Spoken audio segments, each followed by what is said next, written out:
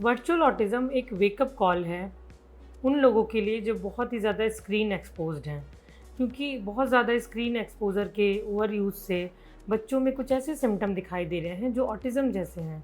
यानी कि ऐसे सिम्पटम जिसमें कि स्पीच डिले होना, poor eye contact, poor social skills, emotional dysregulation, इस तरह के सिम्पटम जो कि हम एक ऑटिस्टिक बच्चे में देखते हैं, वो सिम्पटम अब दिखाई देते हैं जो बहुत ज़्यादा स्क्रीन ओवर यूज़ कर रहे हैं या ओवर एक्सपोज्ड हैं।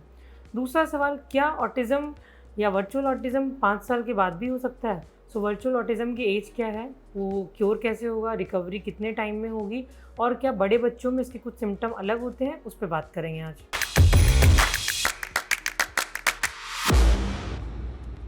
Virtual autism typically young brain को अफेक्ट करता है, यानी कि जो बच्चे 5 साल से कम हैं। जब उनकी स्पीच डेवलपमेंट की एज है, सोशल इंटरेक्शन डेवलपमेंट की एज है, सोशल स्किल डेवलपमेंट की एज है, इमोशनल रेगुलेशन की जहाँ पे डेवलपमेंट की बात करते हैं। सो अंडर 5 जब ये बच्चा स्क्रीन एक्सपोज ज़्यादा हो रहा है, 2-3 घंटे से ज़्यादा अगर यूज़ कर रहा है फ़ोन का या स्क्रीन का, तो उसमें वर्चुअल ऑटिज़्म के सिम्पटम दिखाई देंगे और उनका ये सारा डिक्लाइन आपको दिखाई देगा।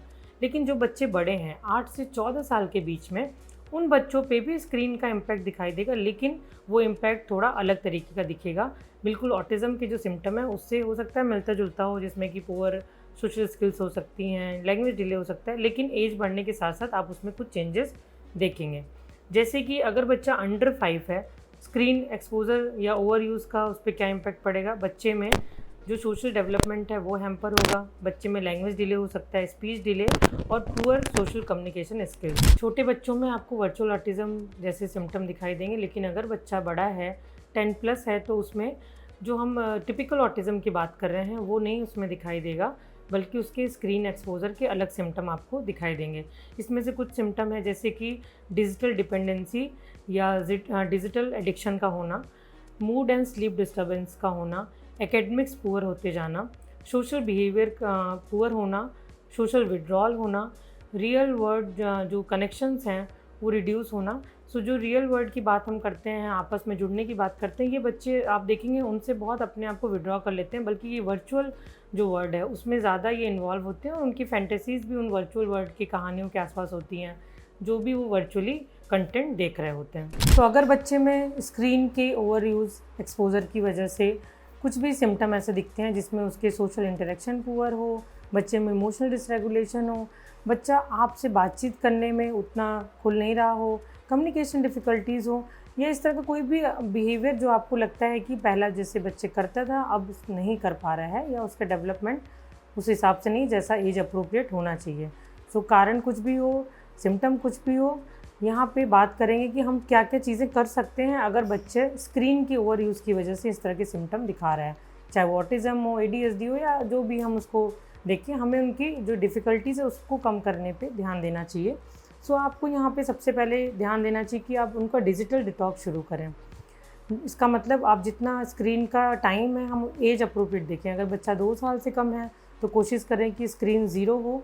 बच्चा 2 to 5 ईयर के बीच का है तो मिनिमम एक्सपोज़र हम, अगर एडिक्शन है उसको इस तरह का स्क्रीन का या गेमिंग एडिक्शन है, तो फिर वहाँ पे ज़ीरो स्क्रीन करना बहुत ज़रूरी है।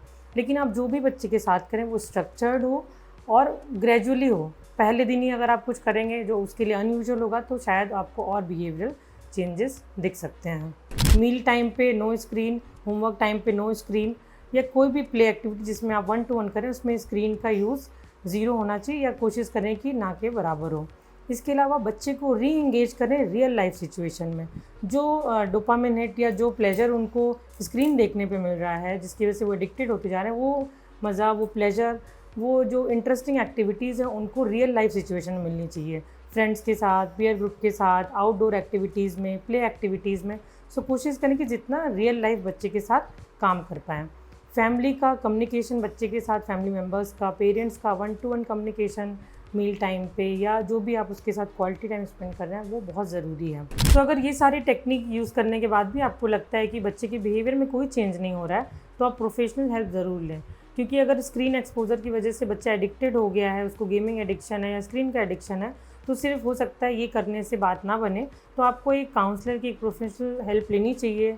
जहाँ पे अगर उसकी कोमॉर्बिड कंडीशन है, यानी कि उसको एंजाइटी, डिप्रेशन ऐसे सिम्टम है, तो हो सकता है कुछ मेडिकेशन की ज़रूरत पड़े, साइकोथेरेपीज़ की ज़रूरत पड़े, जिससे हम उन्हें सिखा पाएंगे कि अपने इमोशंस को रेगुलेट कैसे करना है, सोशल स्किल्स को कैसे बनाना है। तो ये सारी चीज़ें आपको प्रोफेशनल हेल्प के साथ ही मिल सकती हैं। तो the key is to replace digital dopamine with real life joy. आप जितना रियल लाइफ कनेक्शन बनाएंगे, जो चीज़ें उनको इस तरह से स्क्रीन से मिल रही हैं, वो आपके साथ ज़रूर मिलेंगी। तो इस तरह की किसी भी प्रॉब्लम के लिए, रियल लाइफ सॉल्यूशंस के लिए आगे भी हम बात करते रहेंगे। मेरे साथ ज़रूर जुड़े रहिएगा।